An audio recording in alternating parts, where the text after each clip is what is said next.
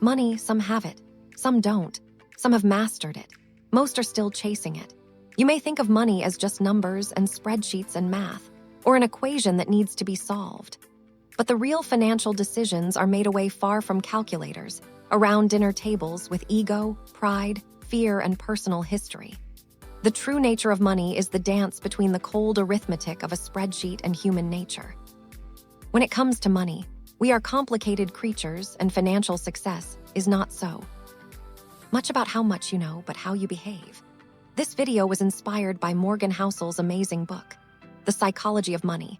Let's delve into the strange and human side of money. Financial DNA, we all come from different generations, with parents earning different incomes and holding different values, living in various parts of the world, born into different economic environments with varying incentives and varying opportunities.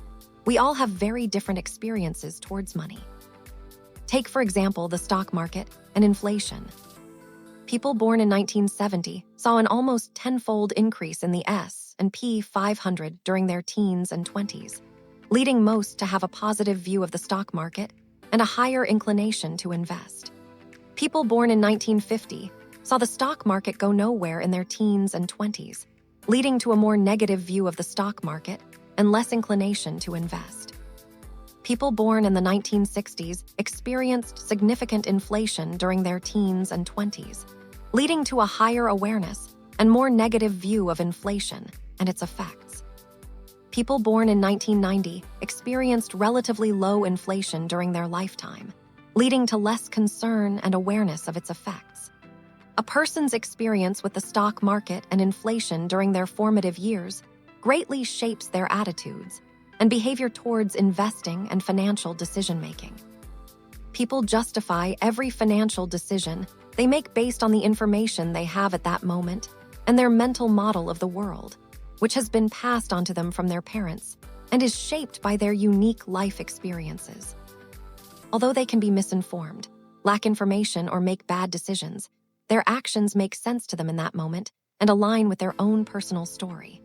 According to Housel, people do some crazy things with money, but no one is crazy. We all have unique worldviews, and since there is no universally correct way to manage money successfully, none of us are crazy. We make financial decisions based on our personal life experiences and our worldview. Compound kings, there is no doubt that Warren Buffett is considered one of the greatest investors of all time. What is staggering is that $81.5 billion of Warren Buffett's $84.5 billion net worth was earned after he reached his mid-60s. Housel explains that few pay enough attention to the simplest fact. Buffett's fortune isn't due to just being a good investor, but being a good investor since he was literally a child. As a result of investing from the early age of 10, Buffett was able to harness the power of compounding. Let's say you invest $1,000 at an interest rate of 8%. Your initial investment would earn you $80 after 1 year. If you compounded your total of $1,080 at 8% interest the next year, you would now earn $86.04. You've earned money on your initial investment, as well as the interest you earned on the principal. An investment compounded over time gains interest not only from the original investment, but also from the interest generated on top of the original investment. The counterintuitive nature of compounding makes many of us not realize how extreme the results can be. Compounding, however, can help you earn more money over time. Warren Buffett began serious investing at age 10 and had a net worth of $1 million by age 30. Let's imagine an alternate reality where Warren Buffett behaved more like most young men in their 20s and used a lot of his early income on traveling and a few nice cars. If he started with a net worth of $25,000 at age 30 and retired at 60, but continued to generate the amazing average returns of 22% annually, his net worth today would be around $11.9 million, $99.09% less than his actual net worth today of $84.5 billion. Warren Buffett's financial success can be attributed to the financial base he built in his early years and his longevity in investing. His skill is investing, but his secret to success is time and the power of compounding. Consider this from another perspective. The richest investor of all time is Warren Buffett. However, in terms of average returns, he is not the greatest. Jim Simons, for instance, is a hedge fund manager who has compounded money at a staggering 66% annually since 1988, a much higher rate than Buffett. The net worth of Simons, however, is $21 billion, which is 75% less than Buffett's. How is this possible? According to Housel, the reason for this is that Simons wasn't able to find his stride in investing until he was 50 years old, effectively giving him less than half as many years to compound as Buffett. Housel estimates that if he had invested over a time frame as long as Buffett, his net worth today would be 63 quintillion 900 quadrillion 700 and 81 trillion 780 billion 700 and 48,160,000 dollars. 63 quintillion 900 quadrillion 781 trillion 780 billion 748,160,000 dollars. It's important not to underestimate the power of compounding. No matter how counterintuitive the results of compounding may seem, they should never be ignored. Pessimism and money. Optimism is a belief that the odds of a good outcome are in your favor over time, even if there are setbacks along the way. But when it comes to money, we all have a bias toward pessimism that we hold dear in our hearts. Looking back, however, things have generally improved over the years. So what is it about pessimism that we are inclined to embrace rather than optimism? The answer is because good things take time and don't happen overnight. Money is a subject that attracts pessimism for a variety of reasons. Let's start with the fact that money matters to all of us. When we hear about something bad happening in the economy, we're more likely to pay attention. For example, a 40% decline in the stock market over 6 months is likely to attract attention immediately and may even attract government intervention. However, the incremental nature of a 140% gain over 6 years can go largely unnoticed. Every year, 500,000 American lives are saved by the progress of medicine over the last 50 years. Slow progress, however, attracts less attention than quick, sudden losses such as terrorism, plane crashes, and natural disasters. There are many overnight tragedies, but few overnight miracles. To be practical, we don't have to be pessimistic. Despite setbacks, we can hold on to the belief that over time, the odds of a positive outcome are in our favor. When watching the news highlighting a stock market crash, economic woes, or other money problems, try to remember that things tend to improve over time. 2 forgotten elements. In 1968, there were roughly 300 million high school-age people in the world, and of those 300 million, 300 students attended a small school in Seattle called Lakeside.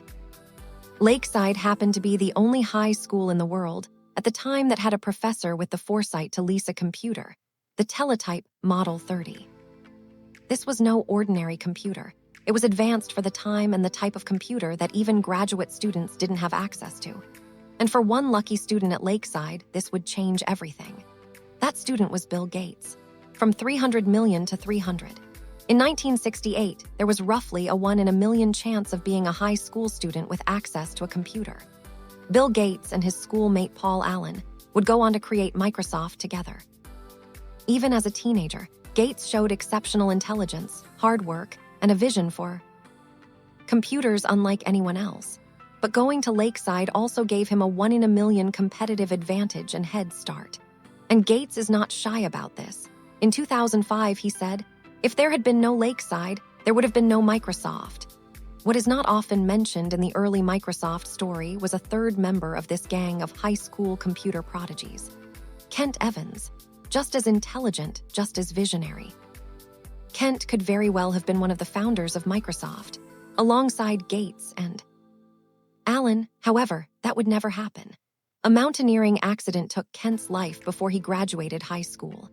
The odds of a high school student being killed in a mountaineering accident are around 1 in a million.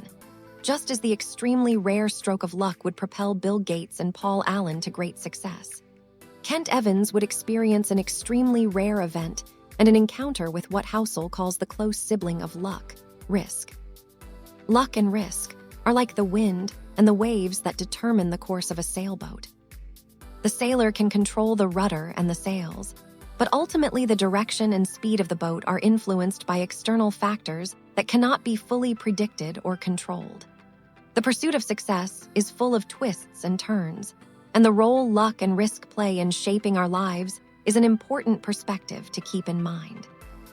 Understanding that success is a complex combination of factors, including both talent and luck, can help us approach our own financial decisions with greater humility and perspective. The key to happiness. People want to become wealthier to make themselves happier, but according to Housel, the key to happiness is the ability to do what you want, when you want, with who you want, for as long as you want. The pursuit of material wealth has led to many people working harder and giving up more control over their time, despite being richer than ever before. However, studies show that having control over your life is the most dependable predictor of positive feelings of well-being, more than your salary, house size, or career prestige. Ultimately, controlling your time is the highest dividend money pays. Pursuing money without valuing time is like filling a bucket with a hole in it. No matter how much water you pour in, it will continue to leak out. Similarly, no matter how much money you accumulate, it won't bring lasting happiness if you don't have control over your time and can't enjoy the fruits of your labor. Tale events Heinz Berggruen, a man who fled Nazi Germany and settled in America, became one of the most successful art dealers of all time. He collected a massive amount of art, including works by famous artists like Picasso, Klee, and Matisse. In 2000, he sold part of his collection for over 100 million euros. What was his secret to acquiring so many masterpieces? Was it skill? Was it luck? According to Horizon, a research firm, great investors buy vast quantities of art and hold on to them for a long period of time. They wait for a few of those paintings to become well-known and worth a lot of money, even though most of the paintings they bought were not worth very much. In other words, it's not about being right all the time, but having a diversified portfolio and waiting for a few winners to emerge. Perhaps 99% of the works someone like Berggruen acquired in his life turned out to be of little value. He could be wrong most of the time, but that doesn't particularly matter if the other 1% turn out to be the work of someone like Picasso. These events are known as long tails. When a small number of events can account for the majority of outcomes. The long tails of Berggrun's art collection are what led to his ultimate fortune. The story of Berggruen teaches us a valuable lesson about investing, and this long tail concept also applies to many aspects of business and investing. The obvious example is venture capital. Most of the startups in a VC fund will fail and lose money for the fund, but all they need are a few outlier startups which make 20x plus returns to make up for losses. Take Amazon, for instance. In 2018, it drove 6% of the return on the S&P 500, even though it is just one company. If we look inside Amazon, its growth was largely driven by two tail events, Amazon Prime and Amazon Web Services. These two products alone more than made up for all of Amazon's less successful experiments, such as the Fire Phone or travel agencies. After the disastrous release of the Amazon Fire Phone, rather than apologizing to shareholders, Jeff Bezos said, "If you think that's a big failure, we're working on much bigger failures right now. I am not kidding." Some of them are going to make the Fire Phone look like a tiny little blip. Bezos understands that it is okay to make mistakes and fail with most products if the process creates the 1% of tail event products that drive everything. Tail events are mostly unintuitive and hidden from us because we only see the finished products and not all the failures along the way that led to that finished product. Housel in the book uses a real-life example of a stand-up comedian. When you are watching the Netflix special, you are saying to yourself, "Wow, this comedian is amazing." What you aren't seeing are all the trial and error failed jokes that the comedian tried. Out in small clubs all around the country before doing the special. The Netflix special is the 1% compendium of all the tail event jokes that actually made people laugh. 99% of the jokes along the way were probably just okay. When it comes to investing, even though long tails are prevalent, most of us ignore them. When things go wrong, we tend to overreact. As soon as you accept that tails drive everything in business, investing, and finance, you realize lots of things may go wrong, fail, or fall apart. Remember, out of the nearly 500 stocks Warren Buffett has picked, only 10 have made the majority of his money. Good stock pickers will only be right half of the time. Good leaders will only make good decisions half of the time. The fact that you might be wrong sometimes doesn't mean that things won't work out over time. In the end, the outcome can be determined by only a small number of events. True wealth vs. being rich. It's so important to understand the difference between being rich and being wealthy. Richness is about your current income and the things you own, while wealth is about the financial assets you have yet to spend. True wealth isn't what you see, but what you don't. It's easy to assume that someone driving a Lamborghini is wealthy, but appearances can be deceiving. In reality, many individuals are living beyond their means and relying on debt to fund their flashy lifestyles. Wealth isn't about the cars you drive, the diamond rings, or the homes you own. It's about those financial assets that you have yet to spend. Accumulating wealth takes self-control and restraint. The diamonds, watches, and first-class upgrades that you decline all contribute to your overall wealth. It's easy to find rich role models who spend lavishly, but true wealth is hidden and therefore harder to imitate. We're conditioned to believe that having money means spending money, but the real key to building wealth is to save and invest the money you have. In fact, the only way to be wealthy is to not spend the money that you do have. The next time you see someone driving a fancy car or living in a big house, remember that you can't judge wealth by appearances alone. The true key to wealth is self-control, restraint, building assets, and investing in your future. The real price. Imagine you are climbing a mountain with the goal of reaching the peak and admiring the amazing view. Maybe you will get sunshine that day, maybe rain. You may get lost, you might fall and injure yourself. The difficulty of the climb is not always apparent until you're in the thick of it. From the ground, looking up the path to take may seem obvious, but along the way you will certainly need to reassess and change your path to the peak. You are under no illusion, however, that there will be some golden escalator that will safely take you to the peak. You understand before the climb that this uncertainty and risk is just the price you have to pay to get to the top. But when it comes to investing in the stock market, many people think they can avoid the uncertainty and risk and get something for nothing. Housel likens the stock market to getting a new car. If you want to get a car, you have 3 options. You can buy a new car, buy a used one, or steal one. The new car is a higher price, but the reward is greater. Think of the new car like aiming for 12% returns from the stock market. The used car is cheaper, but also comes with less reward. The used car is like a much safer investment, but only returns 4% per year. Stealing a car is like trying to get something for nothing. 99% of people would avoid stealing the car because the consequences outweigh the benefits.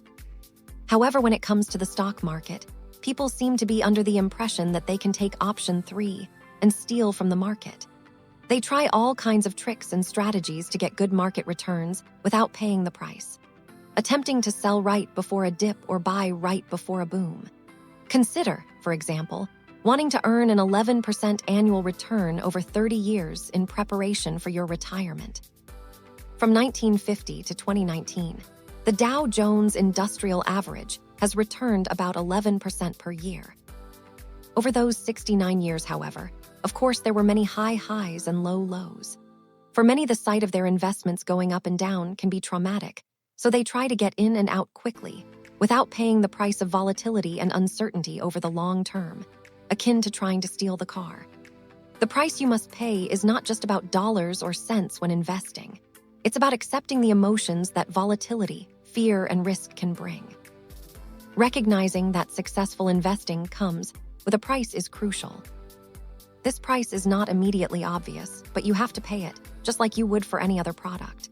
The key is to convince yourself that the market's fee is worth it, that it's an admission fee worth paying. There's no guarantee that it will be, but if you see the admission fee as a fine, you'll never enjoy the experience.